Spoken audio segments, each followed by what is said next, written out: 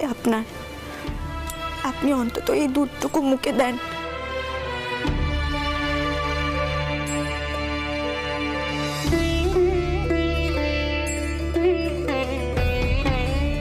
আমি তো সামান্য এই দুধটুকু এনেছি কন।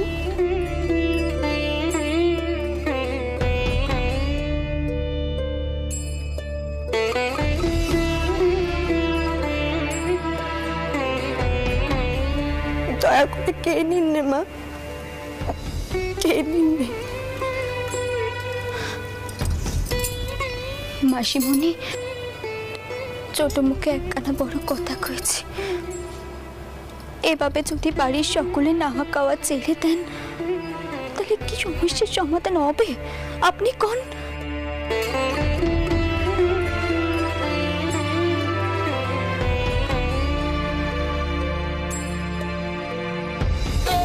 এখনো তো সব জায়গায় চাল পেলা চলছে, হয়তো কোনো পাহাড়ে গিয়ে টাওয়ার উপর ঢেকেছে, তা তো এখনো জানা যায়নি।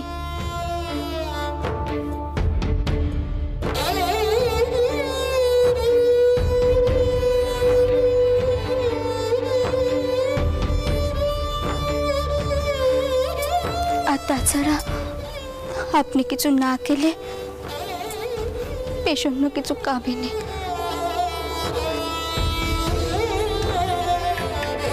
বেচারি কাল থেকে কিচ্ছু মুখে কাটেনি। মাসিমণি, বড় বউ, আমি যে পেশন্যর মুখের দিকে তাকাতে পারছি রে বাচ্চা।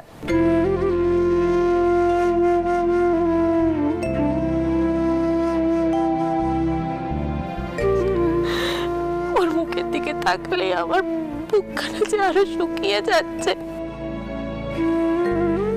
এত কচি বয়স, আর এই বয়সে। মাসিমণি, ছোট খুকি, আর নয়, আর একখানা অশুভ কথা তুমি কইবে না। যেতে পেশো না, দেখিও না কে কি করে তাকে। ওটো ওটো কইছি।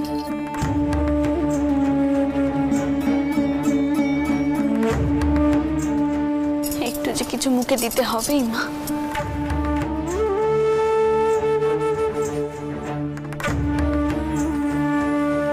ছোট খুকি, তোমাকে একখানা কথা কইবার জন্য আমি এখানে এসেছি। জানো, আমি আজ প্রেম মুহূর্তে একখানা স্বপ্ন দেখেছি।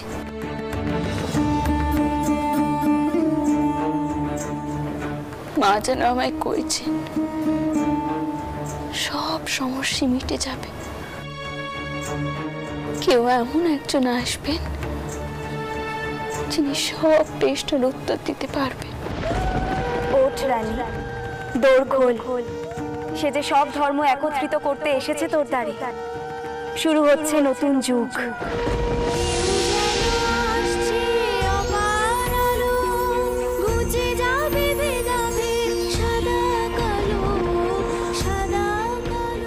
একো ছোট খুকি,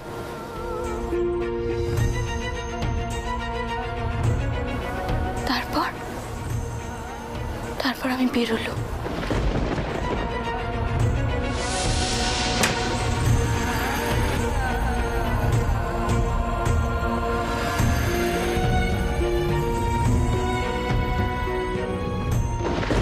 কিন্তু দেখলো ধোয়ার মধ্যে কেউ যেন একজন বসে আছে।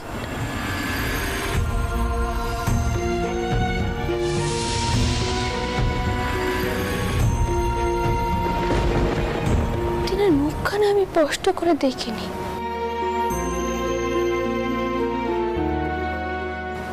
তারপরে কাউকে আমি আর দেখতে পেলাম না, কাউকে দেখলাম না।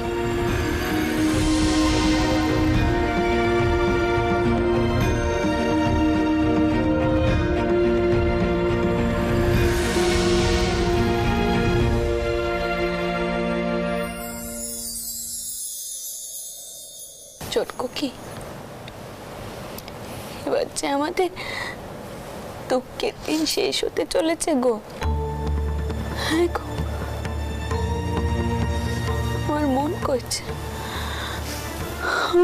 কইছে আমার গোপালকে আমরা ঠিক খুঁজে পাবো। সবাই তো কইছে ওই জমিতে মন্দির প্রতিষ্ঠা করার সিদ্ধান্ত নিয়েছি বলেই এত অদম্য হচ্ছে।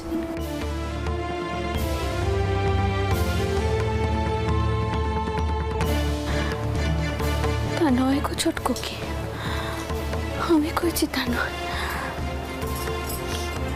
ওই জমিতে যেমন অন্য ধর্মের চিহ্ন রয়েছে,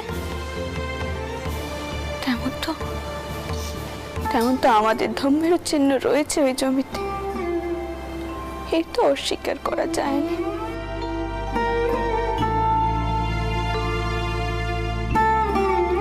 এমন কেউ একজন আসবেন যিনি ধর্মের এই জটিল প্রশ্নের উত্তর দিতে পারবেন। আমরা আমাদের ধর্মের নতুন ব্যাখ্যা পাব।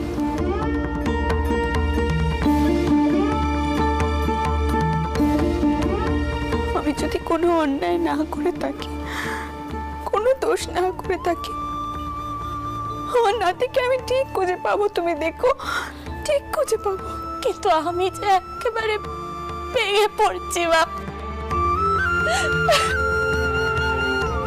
চটকুকে যতদিন যাচ্ছে খালি মনে হচ্ছে গোপাল আর ফিরবে না, আর ফিরবে না। পেছন দাঁড়া, কোথায় যাচ্ছিস? পেছন নাও। তুমি কি করলে চটকুকে? কচি বউটা শুভকে এমন একখানা কথা কইলে না। ওকেও তো শক্ত হতে হবে, তাই না? ওকেও তো নিজের মন শক্ত করতে হবে।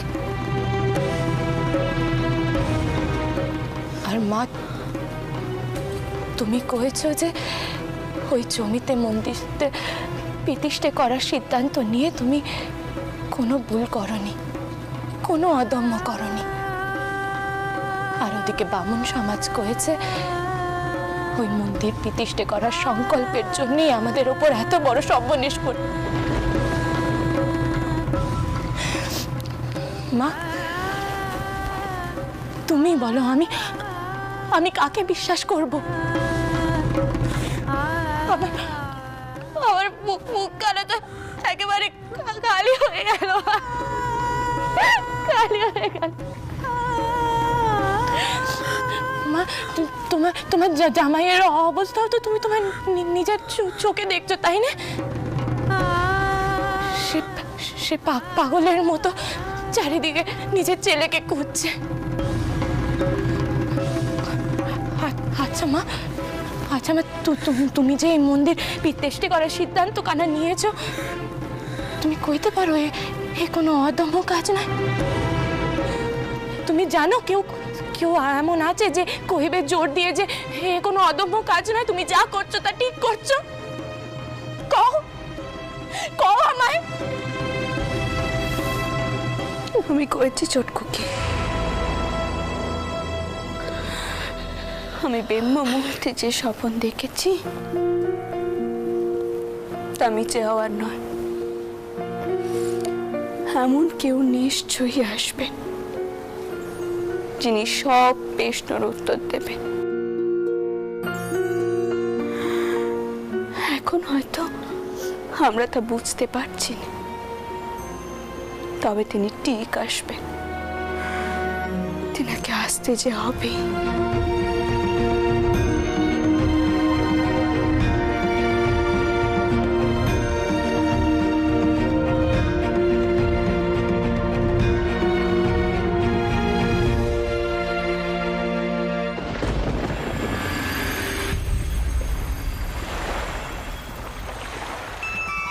বাবা, তুমি তো দেখি বেশ গান করো, মনখানা ছুঁয়ে গেল একেবারে। তোমার নাম কি বাবা?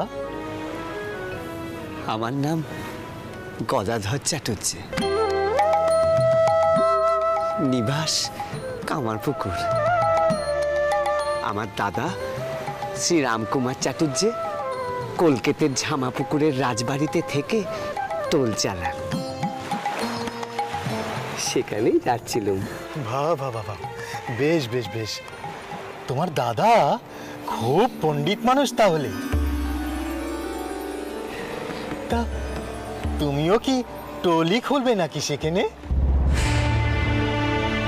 হ্যাঁ,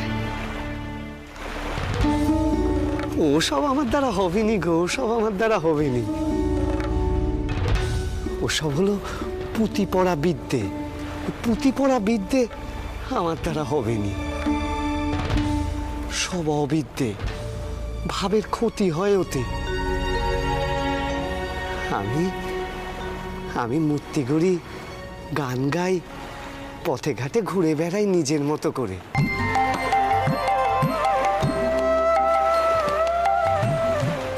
আসলে এবারে দাদা আমাকে আনতে গেছিলেন, আমি আসিনি।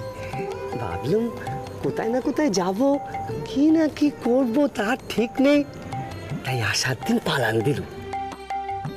তারপরে মা আমাকে ডেকে খুব বকলেন, কইলেন, গদাই তুই কিন্তু বড় বেশি বেয়াদপি পানা করছিস।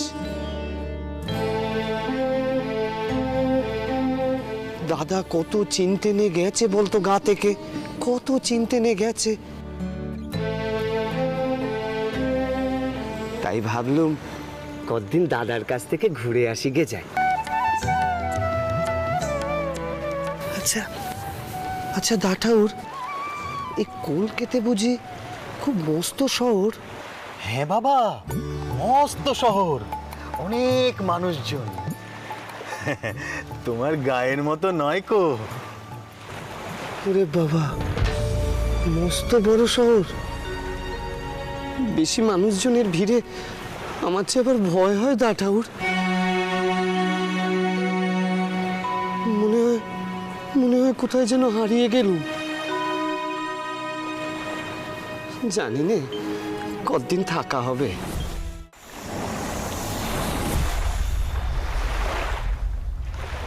মেঘ দেখা যাচ্ছে মনে হচ্ছে না?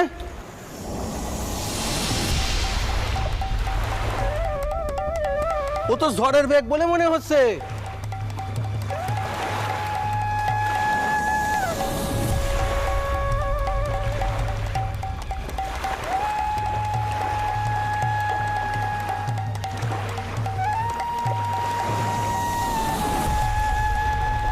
বলো কি মাঝি, ঝড়? হে বাবা বিশ্বনাথ, রক্ষে করো ঠাকুর, রক্ষে করো, একবার যেন তোমার দর্শন করতে পারি। ওমা, বলছো কি বাবা? ঝড় এই সময়? এখন তো ঝড় ওঠার কথা নয় কো। হে বিশ্বম্ভর, হে মধুসূদন, রক্ষে করো ঠাকুর, রক্ষে করো, রক্ষে করো ঠাকুর, রক্ষে করো। এ কেমন কাণ্ড গো দাঠাউর? ভয় কেন পাচ্ছ? ঠাকুর দেবতার নাম নিচ্ছ, কইছো রক্ষে করতে, আবার ভয়ও পাচ্ছ।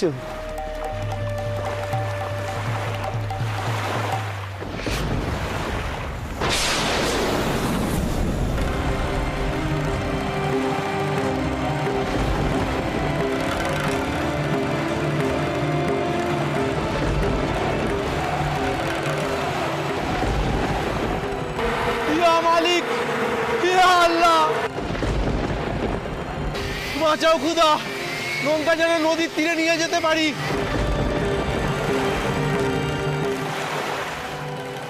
রক্ষে করো বিশ্বনাথ, রক্ষে করো, রক্ষে করো ঠাকুর।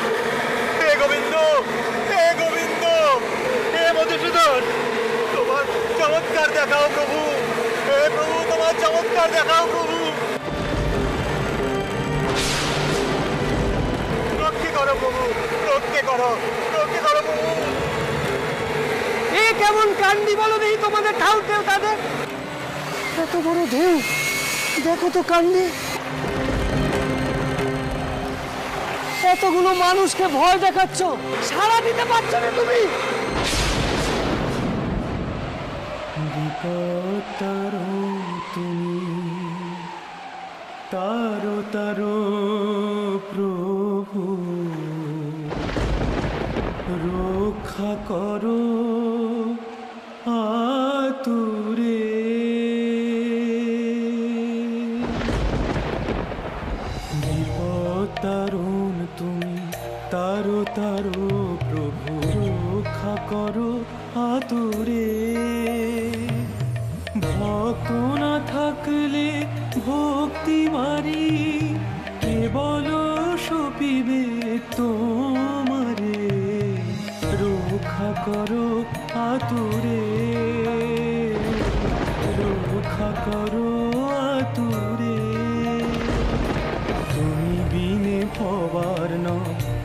বলতে কে পারে, ভক্ত আকুল শুধু ডাকে রঘুবীরে, ভক্ত আকুল শুধু ডাকে রঘুবীরে।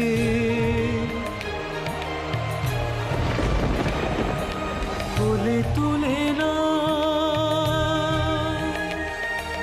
কোলে তুলে না বিপদ ঘোচাও, প্রাণ মন সপেছি তোমারে, রক্ষা করো আতুরে, রক্ষা করো আতুরে, রক্ষা করো আতুরে, রক্ষা করো আতুরে।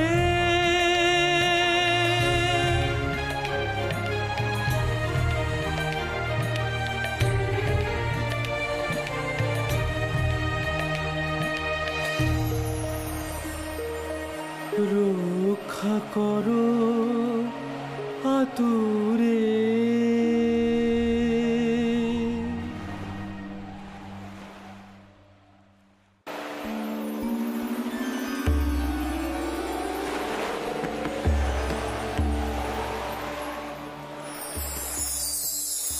খোদা মেহেরবান, দেখো দেখো দেখো সকলে, ঝড় থেমে গেছে। হে আল্লাহ, তোমার কি দোয়া। বিপদভঞ্জন মধুসূদন রক্ষা করেছেন, বুঝলে মিয়া? ও তোমার খোদার কাজ নয়। এ আপনি কি কথা কইতাছেন ঠাকুর মশাই? চক্রের ওপর তো দেখলেন, তুয়ার ফল কি হইল? প্রার্থনা যেন তুমি একাই করেছো, হ্যাঁ আমি করিনি। আরে নারায়ণের ইচ্ছে না হলে না একখানা গাছের পাতাও হেলে না। আর বাবা বিশ্বনাথ কি বসে বসে দেখেন ঠাকুর মশাই? উনি হলেন প্রলয়ের দেবতা, আর ওনার কৃপা হলো বলেই তো আমরা সব রক্ষে পেলুম। দেখো বাপু, নারায়ণ হলেন গে রক্ষেকর্তা। ওখানা শাস্ত্র পড়েছো তুমি বাপু? পুরাণে কি বলেছে? সৃষ্টির আদিতে নারায়ণই ছিলেন। রক্ষা করলো আমার খোদা, আবার বড় বড় কথা কইছে এরা। বলি তুমি হাসছো যে বড়, আমি কি কিছু ভুল বললাম নাকি? এ তো ভারী রগড় দা ঠাকুর। পুকুর একখানাই, ঘাট 4-5খানা, এক একজন এক এক ঘাট থেকে নেমে জল ভরে, তারপরে ঝগড়া করছে এই ঘাটের জল বেশি শুদ্ধি না অন্য ঘাটের। বলি মাঝি ভাইয়ের খোদাই বলো, আর তোমার নারায়ণী বলো, আর ওনাদের বিশ্বনাথই বলো, সবাই তো ঈশ্বর দেবতা, যে যেই নামে ডাকে। আমি তো সব ঠাকুর দেবতারই ডাকলুম আজ। বাবা, হঠাৎ মনে হলো একখানাই পড়ান দিয়েছে ঠাকুর, ভাবের ঘোরখানাই এখনো ভালো করে শিখে উঠতে পারলুম নে। এর মধ্যেই জীবনখানা বিসর্জন দিতে হবে। পরের জন্মে যদি কে তো সন্ন্যাসী হয়ে জন্মাই, অথবা অবিদ্যের শিখে রই, তাই চোখ বন্ধ করে তাকে ডাকলুম, সকলে রক্ষে করতে কইলুম।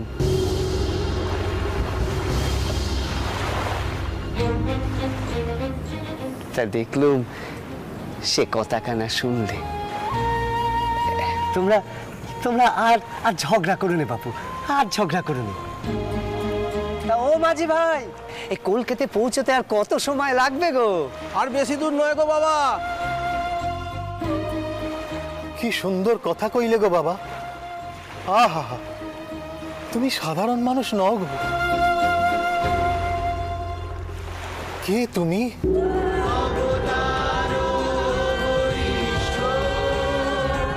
এসেছো